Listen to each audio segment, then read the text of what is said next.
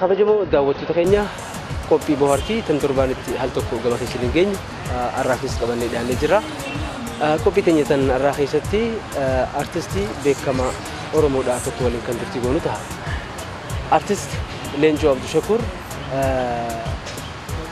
namootaan baay'ee biratti keessumattuu hawaasa Oromoo biratti artistii beekamuudha.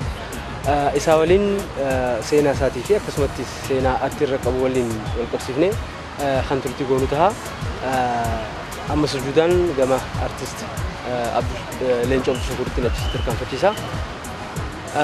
Artist Leencoo Abdushakuur waamicha keenya kabajanii asuma wal qabuu keessaniif maqaa daawwattoota keenyaatiin baay'ee.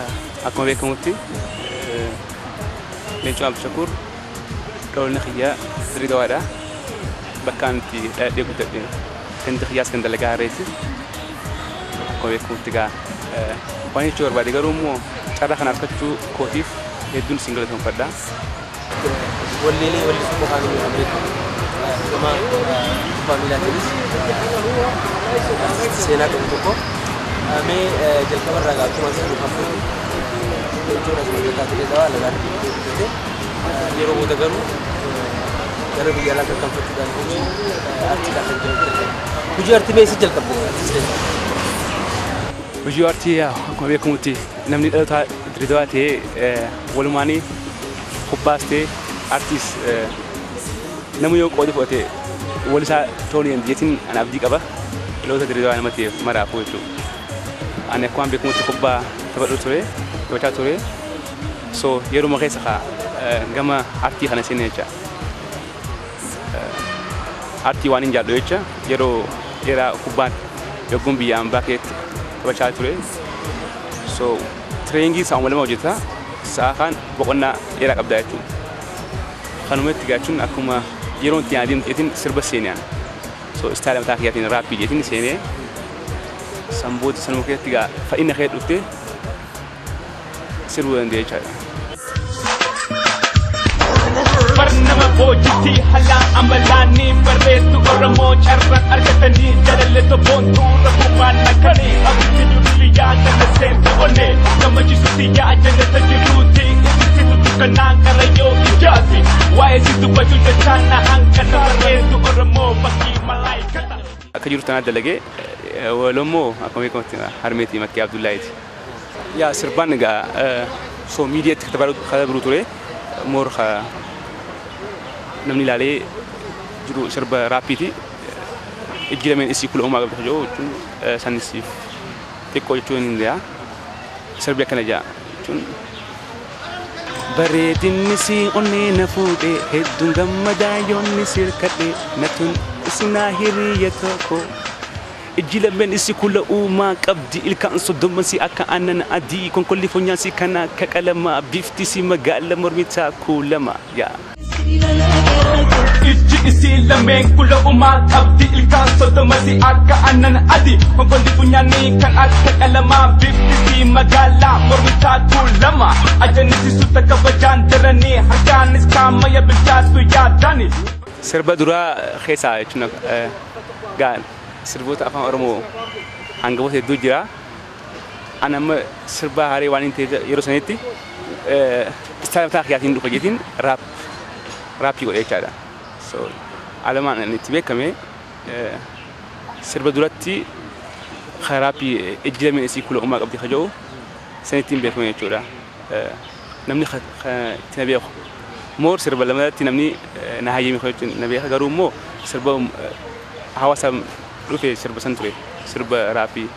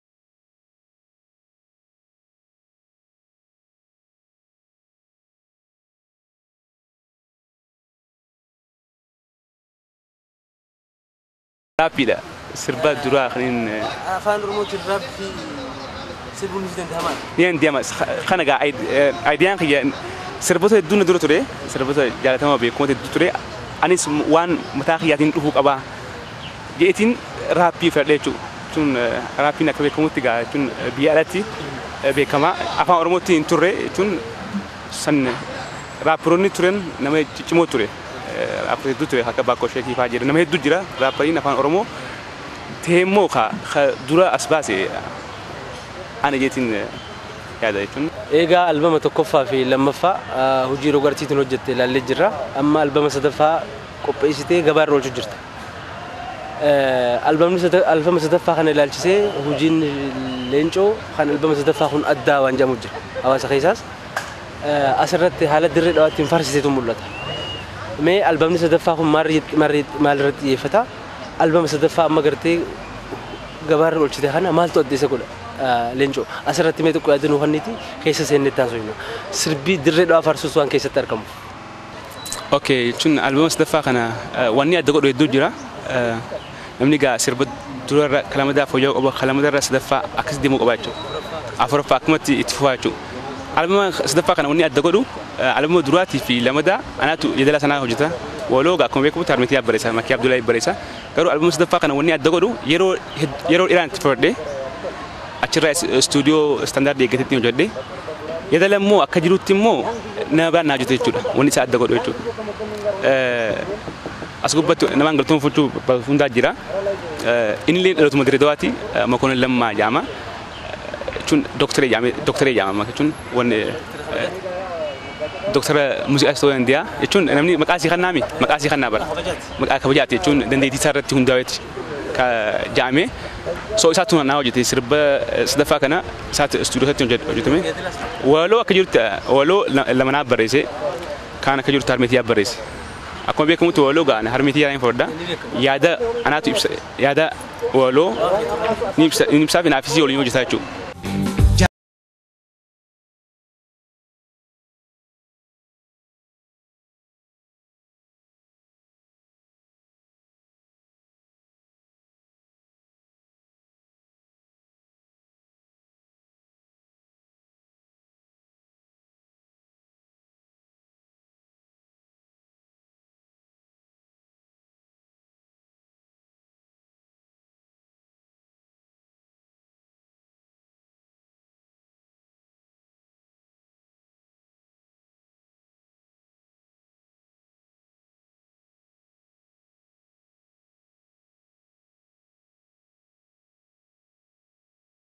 beekamutti gaa sirba takkaa fi lamada anaatu yedala hojjete kasdaffaa kana wanni adda godhu namaaf hin kanne jechuudha inni dandeettii guddaa qaba jechuun rogaartii keessatti jechuudha innis dhaloota Dirreedawaati maqaan isaa Makoonnin Lammaa jedhama kan itti yaamu doktoree jedhama jechuudha akkuma beekamutti gaa maqaa doktoree kana kanumatti hundaa'eeti namni maqaa kana kanneef moggaaseef jechuudha inni kan beekamu artistoota baay'ee nama beekamaa hojjetee jira waan gaarii hojjechuuf studio gaarii deemuu qabda jechuudha isatti hojjedhee kanaatu adda godha jechuudha yedala guutuutti isaatu naaf dalagee yeroo itti onneet hojjennee kanaatu isa adda godha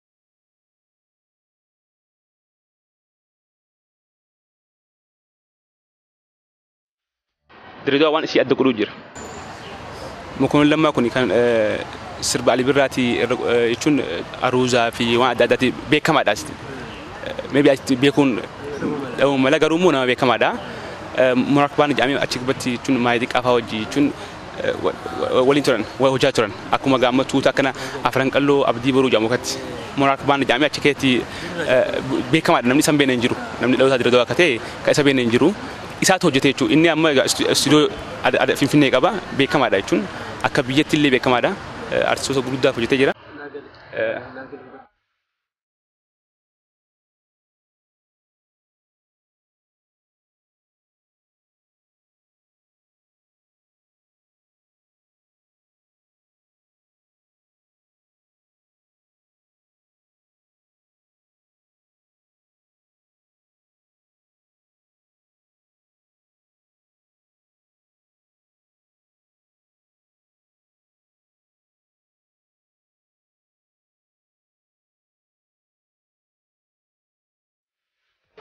Direedoa gaa akkuma beekamutti qamarii sirbee jira halluu daawwee akkuma reefuna abseetti nama hedduu sirbee Direedoa fi namni sirbee hin jiru.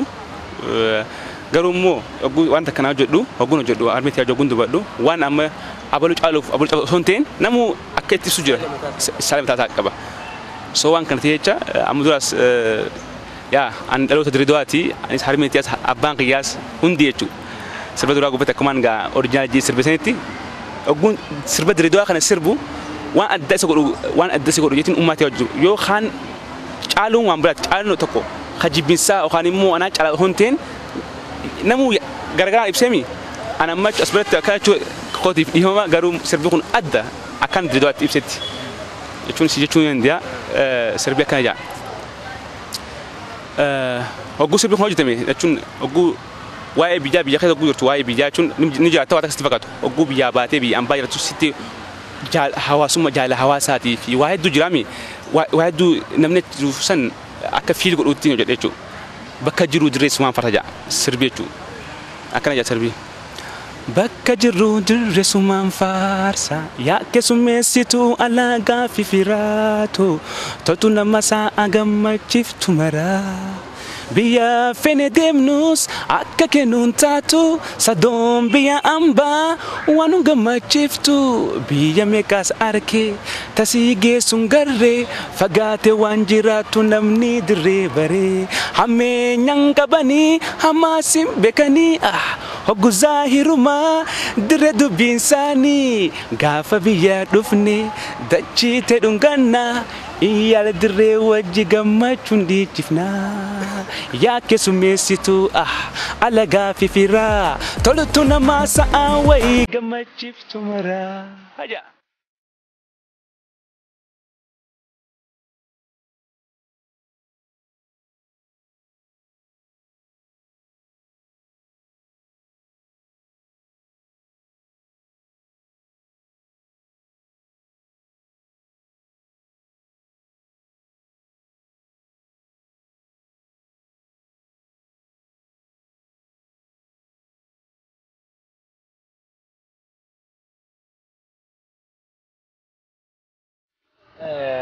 Waa'ee sirba asirratti wanni idaatu jiraate carraasii hannee itti fufinsaan gaagama gaafii teenyata biraatichi deebina. Wanni asirra idaatu ni jira albama sadaffaa irratti.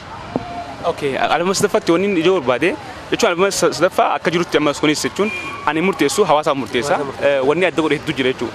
Sirbi jechuun irra guddaan namaa sirba madaa hedduu sanittiin beekamee santu fudhatama guddaa argatee sirbi sadaffaa kun ganaa biyya kana hin seenne albamni kana.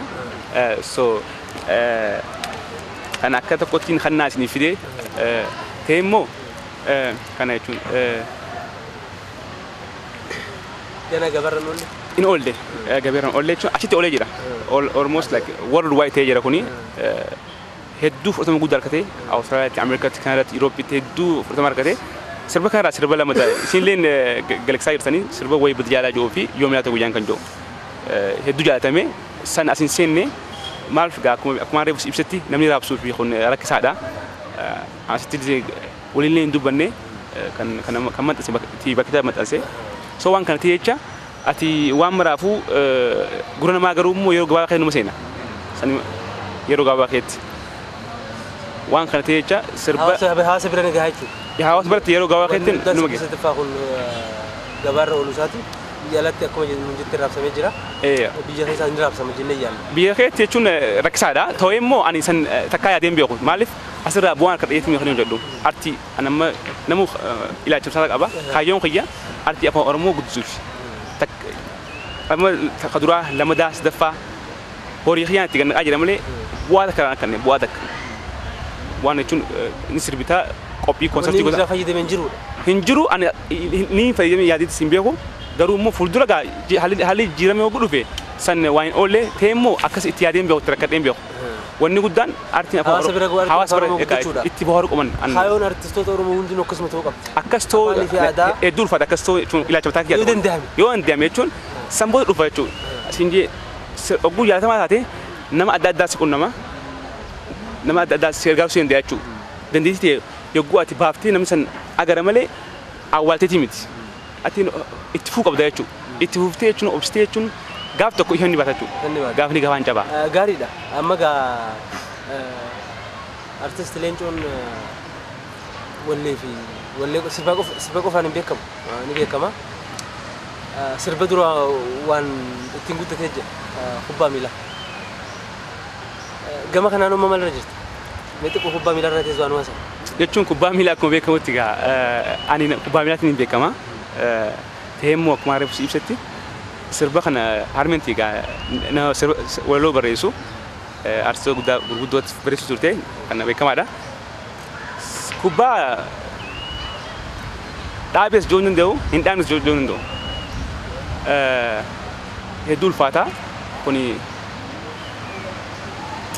akkuma beekamutti kubbaan hin beekama kubbaa waa'ee kubbaa yoon si kaasee asirraan eegalee Dirreedawaa piroojeektiraan eegalee Daashin Sports Clubiin achirraa Midiraabura Itoophiyaa naashinaal tiim sanbooda biyya alaa Jarman Bundesliga Almaaniyaa kan keessatti sanbooda Amerikaan Faransiijiin Minnesota Thunder achi itti aansuudhaan Giriikiin taphadhe jechuudha Giriikiitis Kaastooriyaa jedhama kana hunda gaachuun ni jira Wikipedia gubbaa ni jira so sanis seenaa mataa isii qabdi jechuudha so waa'ee kubbaa dhaabdamu itti jirtamu san fadhii kiyya sirbaan sinjoo san wayi fadhii tokko jiru san seenaa mataa kiyyaati san fa'in namaan guutamtuu ol joo gajjatti ijaaruu si diigamtii afaan si walaalee jiru addunyaatti eeguun joo ayinumaan obsi kun fayyadu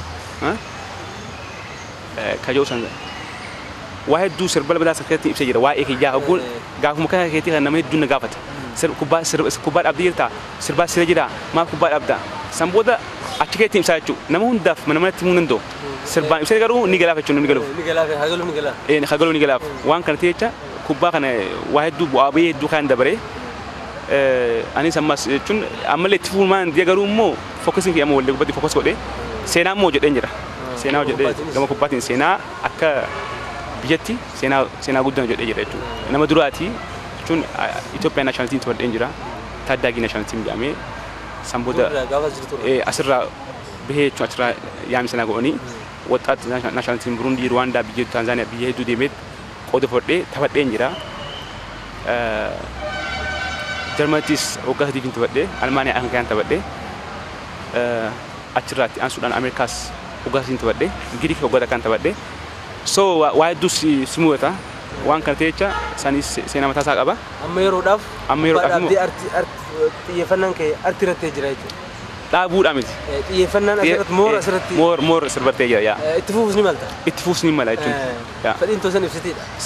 Fedhiin ilma namaa dhugaadhaan guutamte.